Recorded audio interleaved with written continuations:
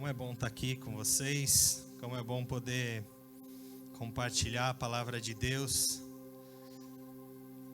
no nosso meio.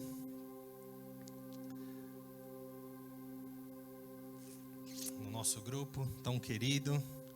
Para quem não me conhece, eu sou o Vitor, marido da Grace, amigo do Bafume, amigo do Pedro, do Dani, do John, do Rodrigo, da Isa, da Jé, do Dani, de vocês duas aí atrás, quem é? Quem são? A Gi e Adri, de vocês, da galera daqui também, do Jonatas, da Isa, da Samara, da Carol, do Gabriel, do Caio, enfim, de todos vocês, pecador, dos brabos, mas filho de Deus e muito amado e certo de que tem um pai que me ama também. Eu tô, como alguns já sabem, né? Eu tenho vivido um tempo meio turbulento, não num mau sentido assim, mas tenho tido bastante coisas para fazer, tenho alguns trabalhos. Então as coisas têm apertado bastante, e como sempre, né, infelizmente, como eu falei, sou pecador, admito aqui minha falha, não dediquei tempo suficiente para preparar essa palavra, mas eu sempre confiei e sempre soube que o Senhor ia se revelar de alguma forma para mim. E eu tenho algumas palavras prontas e eu falei assim, putz, eu vou levar uma palavra específica para os jovens no sábado. Fiquei pensando muito, minha esposa, a Grace, ficou mais preocupada do que eu. Pelo menos umas 3 vezes por dia ela me perguntava, e a palavra que você vai falar? Eu falei, calma, Grace, vai dar tudo certo, em nome de Jesus. E aí eu cheguei aqui hoje para preparar, enfim, só dar uma revisada. Eu falei, não, eu já sei o tema que eu vou tocar, vai ser suave, vai ser susto, o dia vai ser super corrido, né? Nós estamos aqui na igreja desde as 8 e pouco da manhã, porque teve a conferência missionária. Foi muito boa. Quem esteve aqui saiu edificado. Quem não esteve, assista depois no YouTube, porque valeu muito a pena. Ontem tivemos um teatro super bacana também.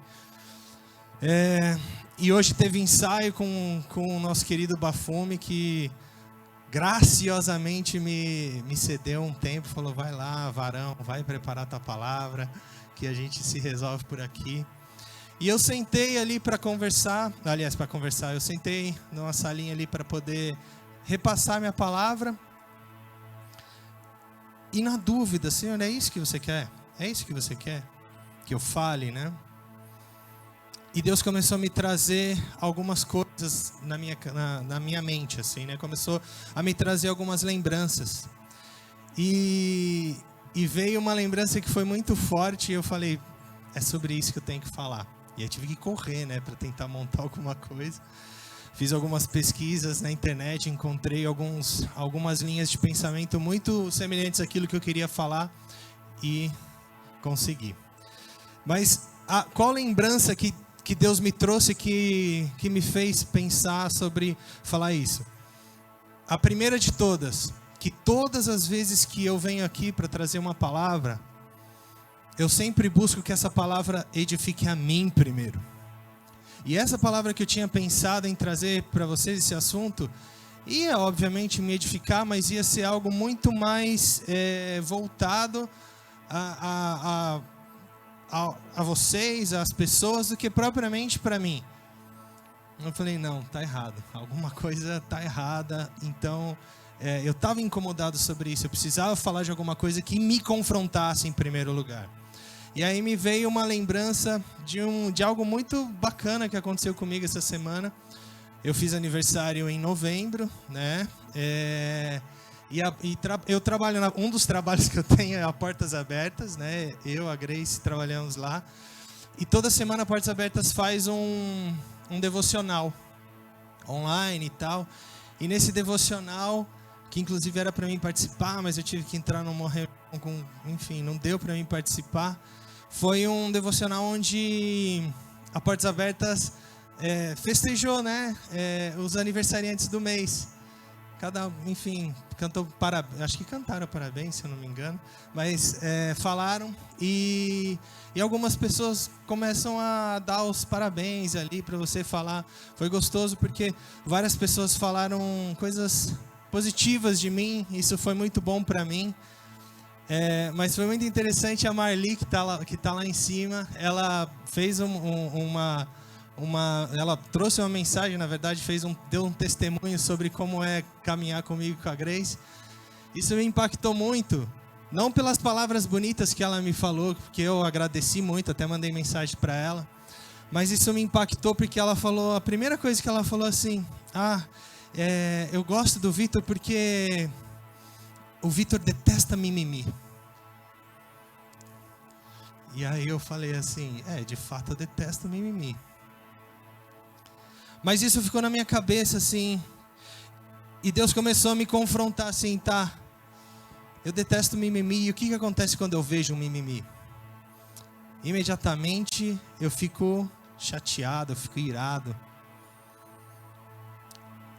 Muitas vezes me sinto até ofendido, né? E eu sei como é ruim se sentir assim. Acho que quem também tem aí essa baixa tolerância para o que a gente chama de mimimi, mas nada mais é do que uma falta de paciência de alguma forma, ou intolerância para algumas determinadas coisas, né? Que a gente às vezes não entende. E eu fico muito irritado. Eu falei, eu preciso falar alguma coisa sobre isso, eu preciso meditar sobre isso. E aí eu comecei a pensar no nosso meio, na minha vida. Eu voltei e comecei a olhar assim, poxa, Vitor, e aí? Como que você tem sido? Como que você tem convivido? Como você tem lidado com essas coisas que te irritam?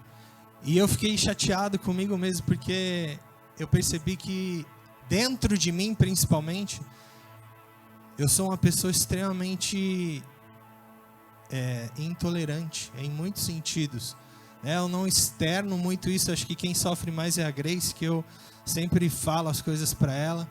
Então, assim, eu fico muito irritado, gente. Acho que alguns sabem, mas Deus tem me dado um certo domínio próprio, mas eu tenho a tendência de ficar muito irritado. Eu não sei se é algo que vem de família. Minha mãe é uma mulher extremamente intensa também, e às vezes ela fica irritada, etc e tal, mas eu percebi que eu tenho sido um cara que tem vivido constantemente com muita irritação por muita coisa. Eu falei, então eu acho que aqui é um caminho, né?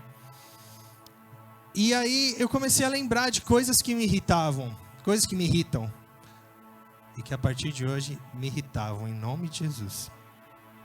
Então são coisas bobas, coisas básicas, que muitas vezes pode até parecer para alguém que é um mimimi, alguma coisa, mas sei lá, quem dirige sabe, né? Eu estou dirigindo, leva uma fechada, ou às vezes o cara só tá andando devagar na rua e eu já fico extremamente irritado.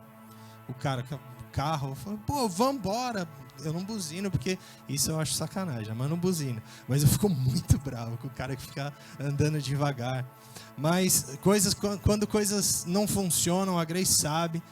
Sei lá, se eu comprar uma máquina para tirar foto, ela não está tirando foto, eu fico muito bravo. Tipo, falta de paciência mesmo, né? Mas, além dessas pequenas coisas, eu fico muito bravo vendo o comportamento de algumas pessoas, ou de várias pessoas, ou de todas as pessoas em algum momento, né? E essa irritabilidade, muitas vezes, esse senso que você fica ofendido por alguma situação ou por alguma coisa, isso confronta, pelo menos me confrontou muito hoje, a ponto de eu meditar sobre esse comportamento que eu tenho. E eu falo porque eu vivo muito isso.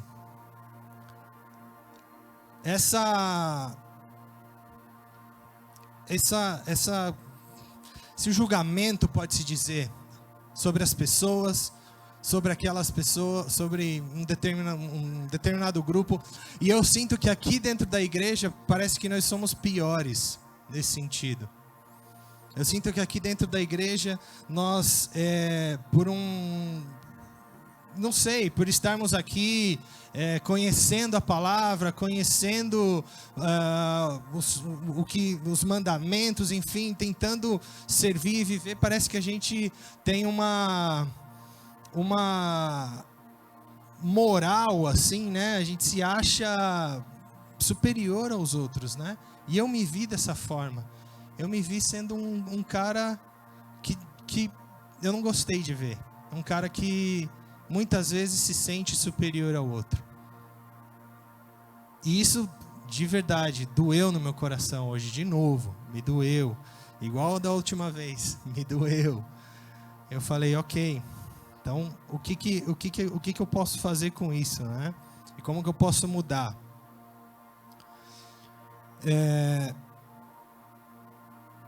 Então, eu comecei a refletir sobre esse comportamento.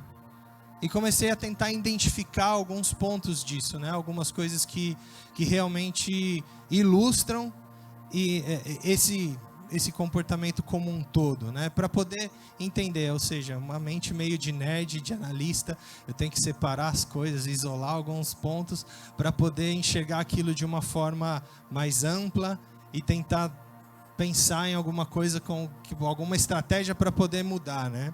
Então eu percebi que muitas vezes eu julgo as pessoas por algum tipo de falha ou por algum tipo de queda que ela pode ter tido.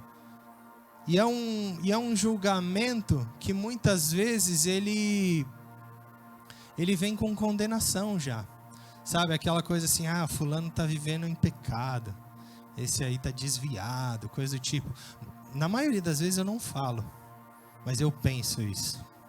Então, é tão ruim quanto. Eu só não falo, não firo de repente a pessoa, mas eu penso isso. E isso me confrontou. A gente questiona muitas vezes, eu principalmente questiono muitas vezes a forma que as pessoas lidam com algumas coisas. Alguns eu já falei sobre uma pregação que expressa, que aconteceu num dia que nós estávamos na gravação da Live Solidária da Portas Abertas. Um pastor de São José dos Campos veio e ele explicou sobre a diferença entre perfeccionismo e excelência. Perfeccionismo e excelência. E ele, deu um baile ali, porque ele falou assim que o perfeccionista quer que as coisas sejam feitas da forma dele. E muitas vezes ele vai dar resultado, né? O perfeccionista normalmente ele vai fazer as coisas bem, mas o custo é muito alto. E ele falou assim, né? O perfeccionista não se importa quem cruza o caminho dele. Ele mata as pessoas para fazer as coisas do jeito dele. Enquanto o cara que busca fazer as coisas com excelência, ele nada mais faz do que se atenta aos detalhes. Então, ele vai continuar fazendo aquilo de melhor, porque ele está prestando atenção nos detalhes. E aquilo ficou muito guardado dentro do meu coração, de todo mundo que estava ouvindo ele falar, porque eu me vi perfeccionista em muitas vezes. Querendo que as coisas fossem feitas do meu jeito.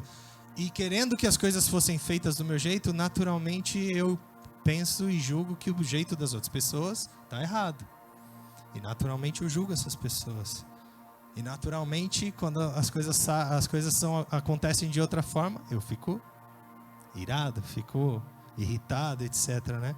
E eu tenho falado muitas vezes, vocês quem anda mais perto de mim sabe e já deve falar, lá vai ele falar de novo da geração, mas dessa vez eu me incluo na geração.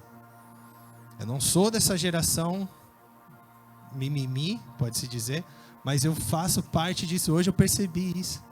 Foi muito chato, porque eu falei assim, eu detesto isso, cara, e está acontecendo comigo. Eu vi fazendo parte dessa cultura que hoje é feita. Hoje a gente está hoje estamos expostos a muita informação muito rápida.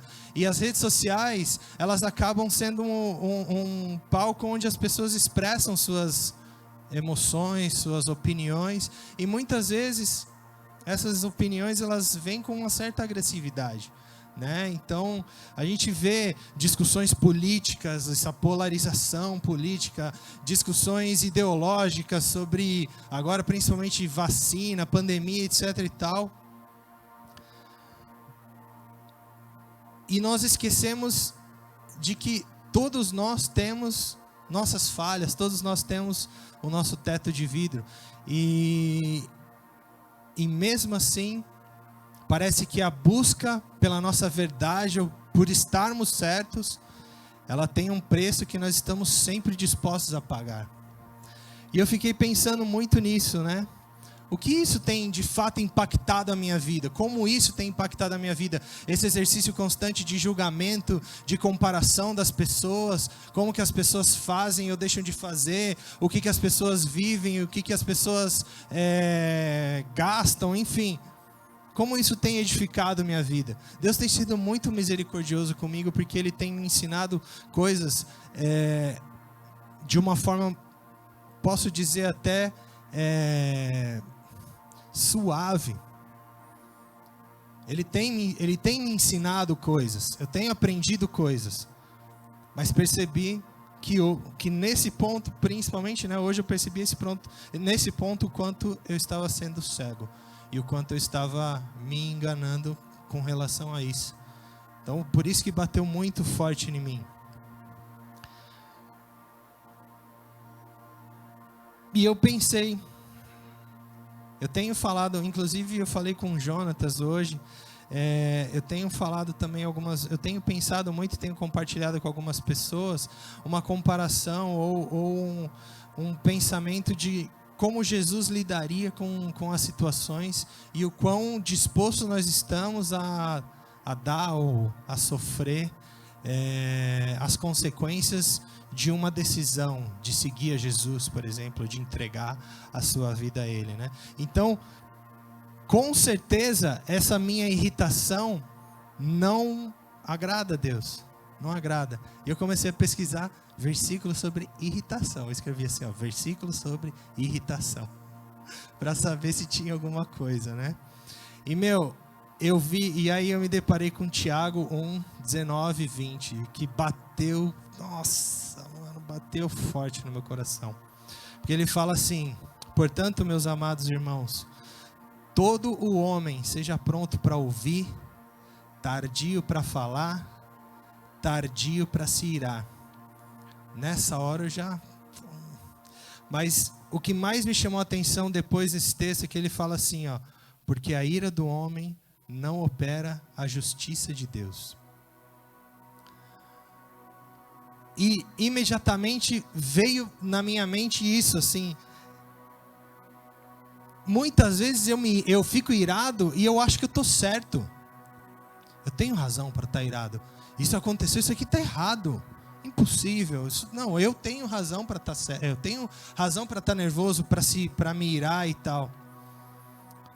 Mas a palavra de Deus fala aqui, porque a ira do homem não opera a justiça de Deus. A ira do homem não faz a justiça de Deus. A ira do homem desagrada a Deus. Então eu percebi que eu estava desagradando a Deus, mais um dos motivos que eu estava desagradando a Deus.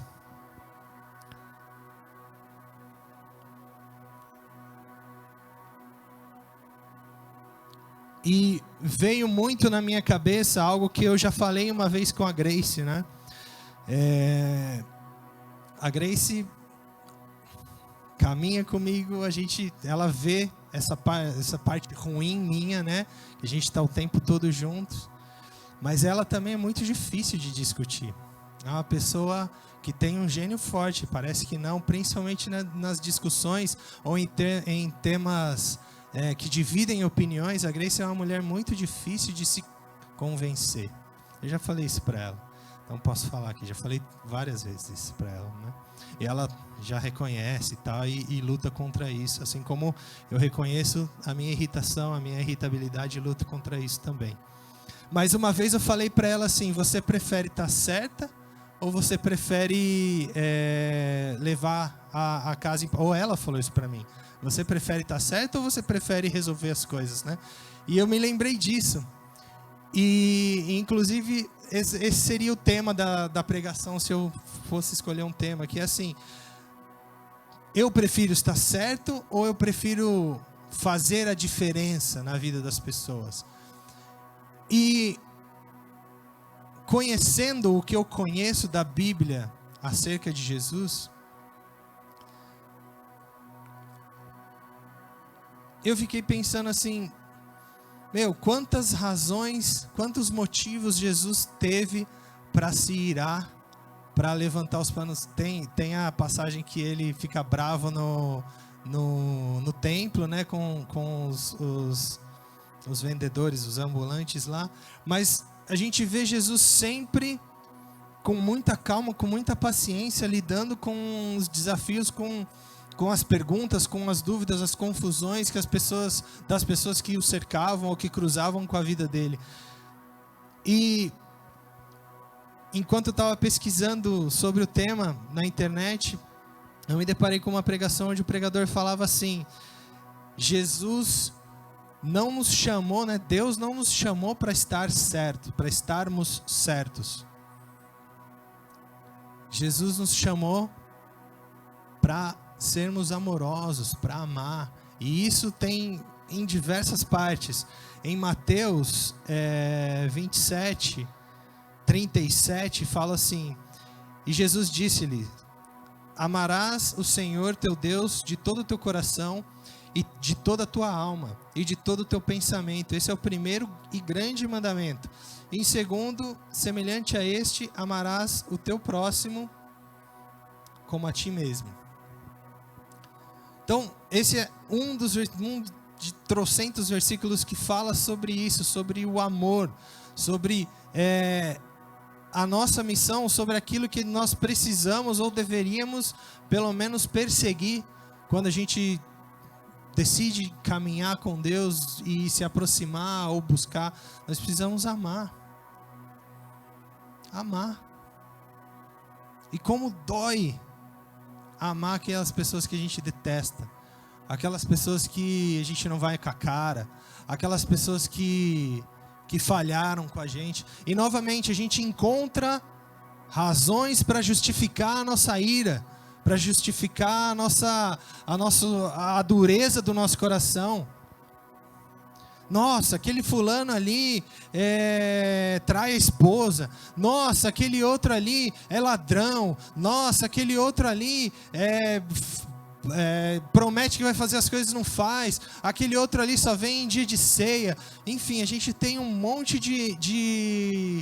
de acusações quando a gente não olha para dentro, não olha para nós mesmos e vemos que nós somos falhos e cheios de problemas, cheios de defeitos, que muitas vezes damos muito mais razões para que os outros falem da gente do que propriamente a gente falando das outras pessoas. E aí eu fiquei pensando nisso assim,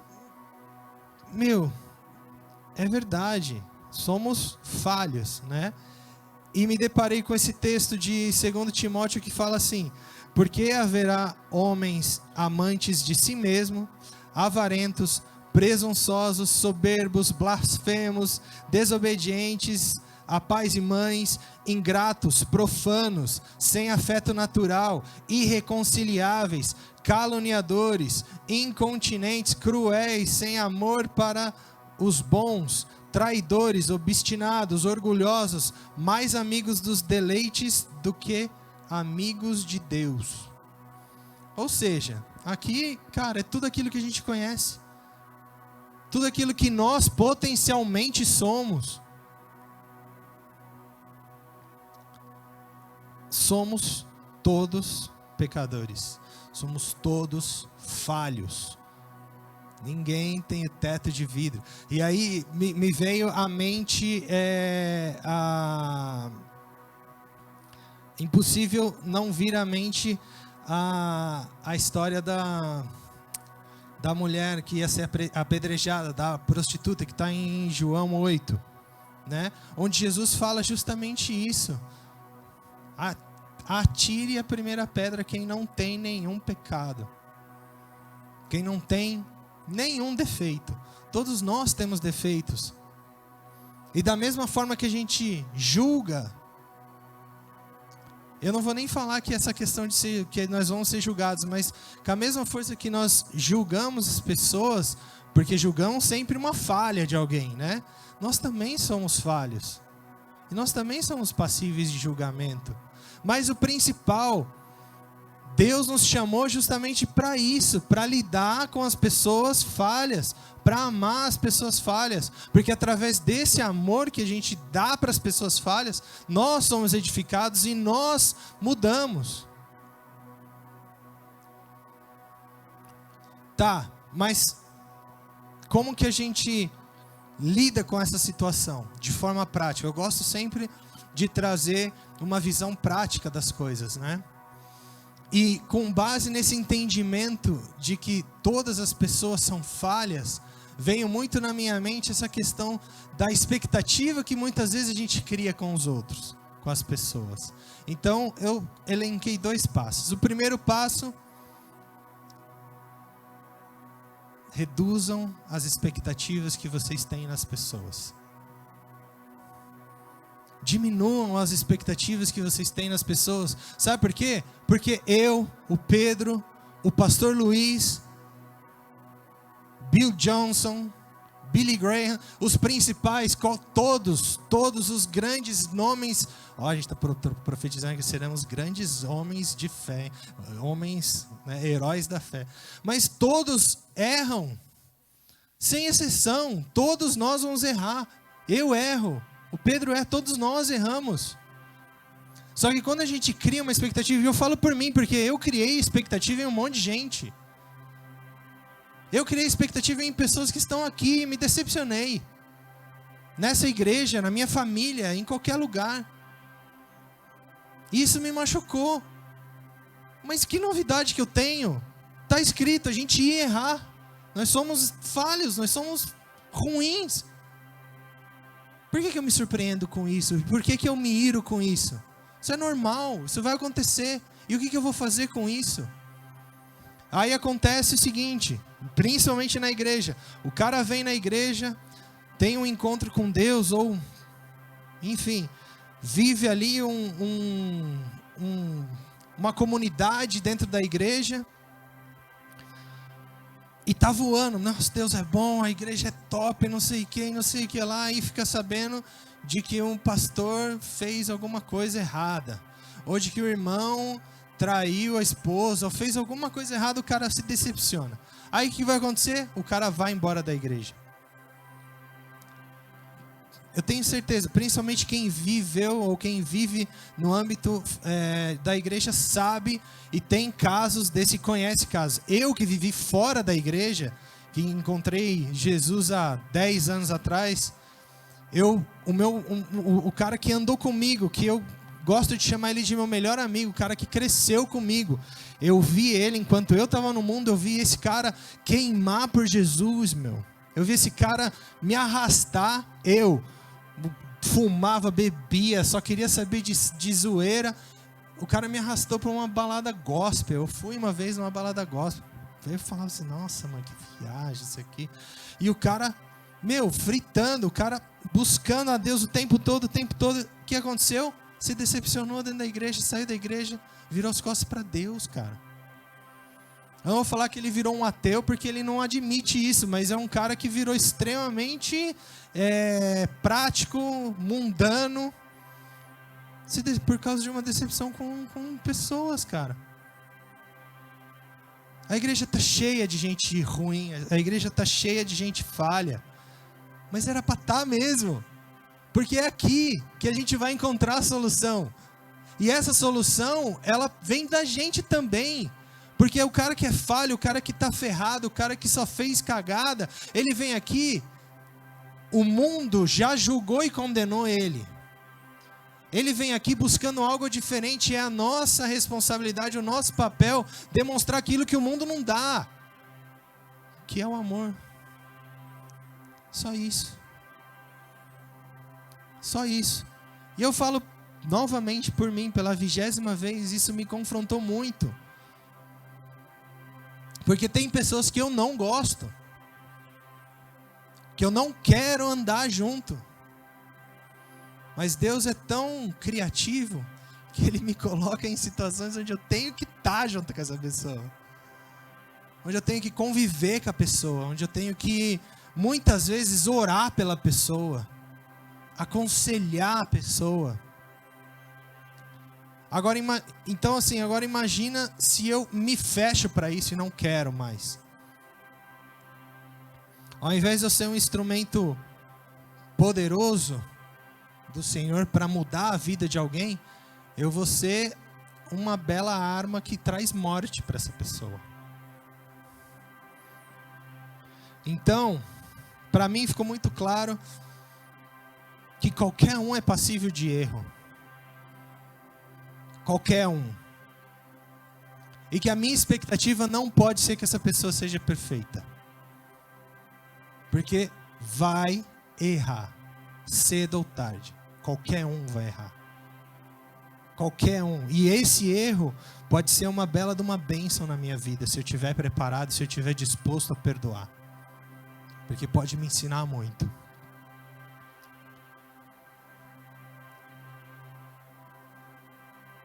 O segundo ponto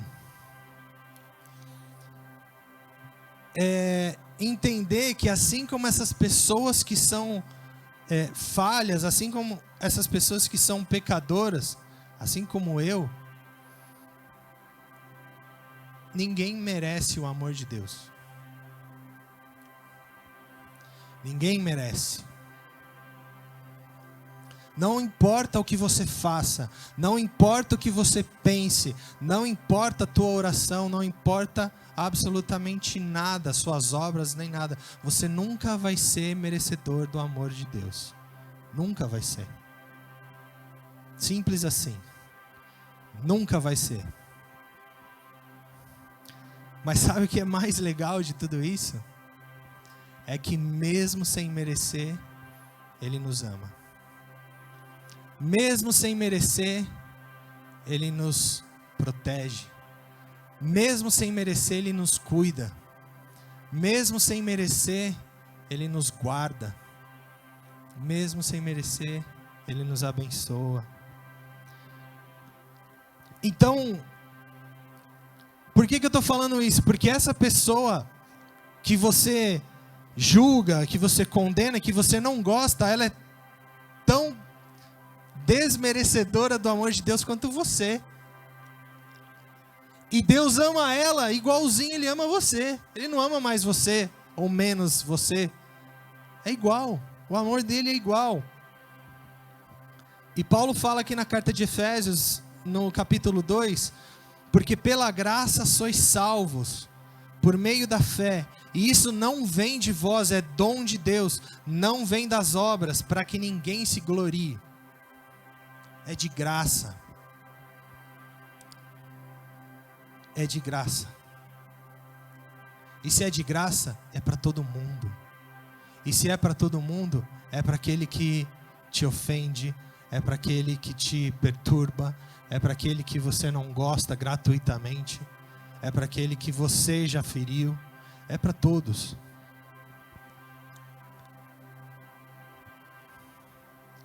Então, para terminar essa reflexão, eu quero deixar essa pergunta para vocês. E aí, se a banda quiser voltar, e agora, como que eu faço? Eu volto também? Ah, o Jonathan, boa garota, um varão valoroso, homem de Deus. Então eu quero deixar essa pergunta para você. Você quer estar certo? Você quer ganhar uma discussão? Você quer provar um ponto? Ou você quer mudar a vida das pessoas? Ou você quer ser um instrumento? Ou você quer fazer mudanças? Transformar vidas? Ser usado por Deus?